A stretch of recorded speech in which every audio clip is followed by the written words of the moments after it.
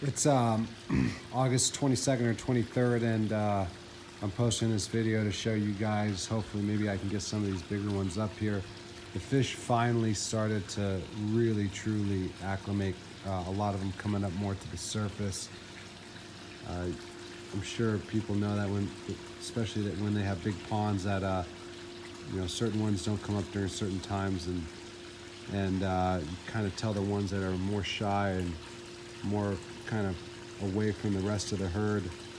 But overall, they're all kind of responding really good. I could tell by their attitude. It's funny, even though they're coy, it's no difference with a dog or a reptile that somebody has. You could certainly tell when their attitudes are changing or how they are, and I really feel this. The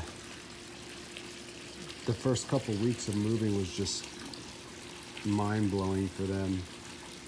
A lot more activity swimming. Overall, their colors seem to be coming out really well, and I don't have any complaints so far. Everything in the pond is neutralized. It's as neutral as it can be. I'm going to throw some bread in here. Everything's as neutral as it can be right now, and I wasn't even getting this kind of response towards the end of my last pond. I felt like I maximized that pond by having a mistake like a lot of people do and buying more koi than I should. I even cut back 3 or 4 koi that I didn't even bring in here. So certainly I'm still going to stick to my goal of having 6 fish at most in here. And honestly, if I ever wanted another fish, I would probably have to sell, and it would not even be from the least expensive, probably the least emotional, which would I sell the least or the first. But besides that, the fish are doing really, really well. We're in our low hundreds right now in Vegas still, so I'm still cautious about the feeding, but I'm still feeding a lot, especially because I have no umbrella here. No shade. We have a little cloud coverage today, but that doesn't happen very often. And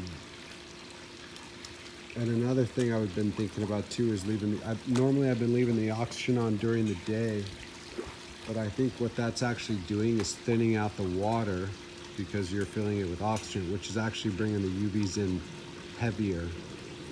Speaking to a friend of mine that works in the water district, wastewater management, he doesn't think the change of this depth, 7 feet, is changing that dramatically where it's more stable.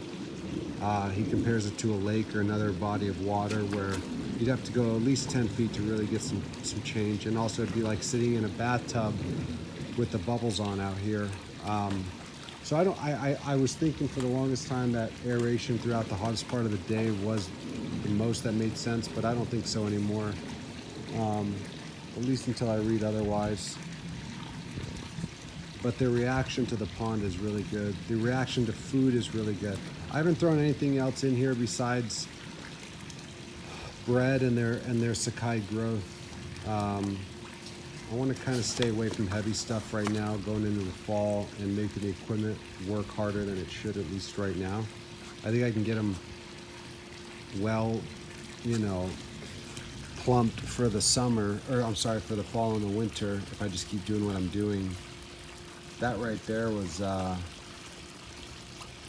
think I cut up 5 pieces of bread in squares and nothing made it to either skimmer. So, I mean, I can go through right now, I think, with just the size of koi I have, at least 15 pieces of bread plus their standard 4 cups of pellets right now and still be okay.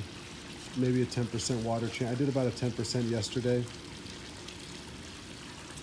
This kuhaku's looking really good, and she's active a lot, coming up to the surface. She wasn't so much when I first got her, and so is the terrazzo over there. She was the same way.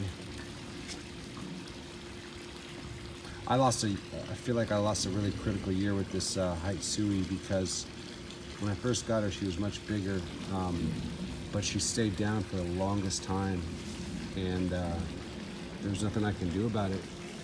And I just let her let nature run its course. But during that time, it was hot, and she didn't want to come up. And so hopefully the next couple of years, with this pond, I can really put some weight on them. Again, finding out how much food to give and what time of the year has been my hardest thing to understand. Sometimes I feel like I've had good years. Sometimes I felt like I've underfed. I'm moving to a new pond now. I really want to make sure that I don't have those mistakes.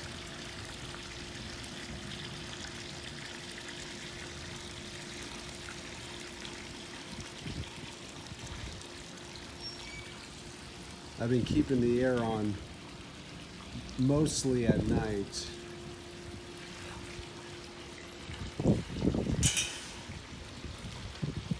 And again, like I said, throughout the day, but I don't think that makes a difference. I have a timer on running an hour here, an hour there, but if I manually do it at night, it will just run, from 10 o'clock at night till 6:30 in the morning. So I've been doing that at night. Less evaporation, it's a lot much more cooler. That's basically would be the only reason.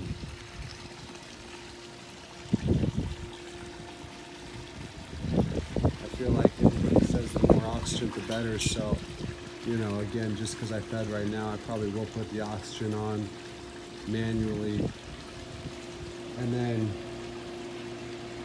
come back in a couple hours and turn it off when I feed again. It's about noon, and that was the third feeding that they've had today. So certainly there's no lights out here, so certainly if I feed with the natural time, I'm gonna get till 6, which will be another. I do it once every 2 hours. They're getting about 6 servings. So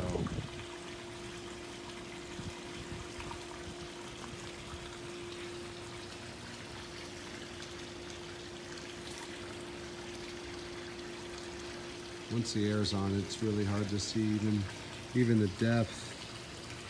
Get kind of a visual of them if they really come up.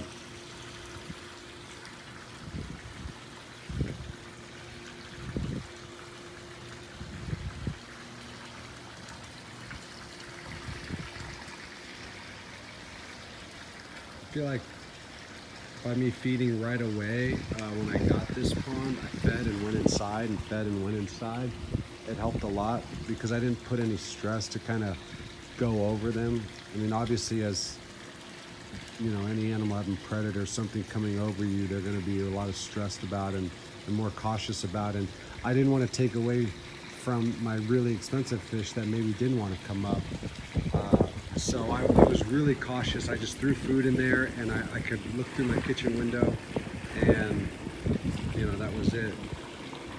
I mean, here she is again, this Kahaku. She's just the terrazzo. These two, I hope I can continue to get the growth on these two because they just keep eating.